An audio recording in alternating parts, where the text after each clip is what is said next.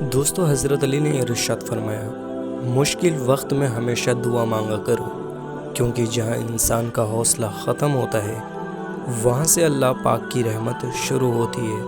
تکلیف میں ہمیشہ صبر سے کام لیا کرو، کیونکہ سونے کو آگ سے آزمایا جاتا ہے اور مومن کو تکلیف سے۔ تمہارا ایک رب ہے، پھر بھی تم اسے یاد نہیں کرتے، لیکن اس کے کتنے بندے ہیں پھر بھی وہ تمہیں نہیں بولتا۔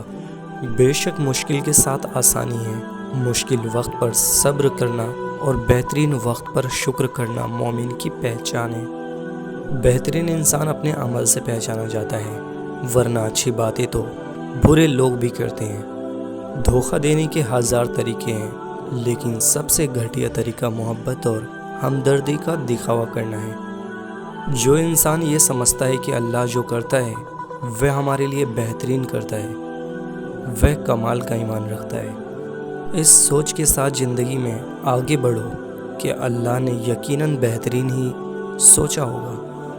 وہ جگہ چھوڑ دو جہاں تمہارے احساس اور تمہارے الفاظ کی قدر نہ ہو، پھر چاہے وہ کسی کا گھر ہو یا کسی کا دل۔ دوستو قدر کرو ان کی جو تم سے بنا مطلب کی چاہت کرتے ہیں۔ دنیا میں خیال رکھنے والے کم اور تکلیف دینے والے زیادہ ہوتے ہیں۔ جب تھک جاؤ تو اللہ کے سامنے جھک جایا کرو، کیونکہ لوگ تھوڑی سی غلطی پر چھوڑ جاتے ہیں، لیکن اللہ تھوڑی سی عبادت میں بھی تھام لیتا ہے۔ زیادہ سوچنا انسان کو ختم کر دیتا ہے، بس دعا کرو اور اللہ پر چھوڑ دو۔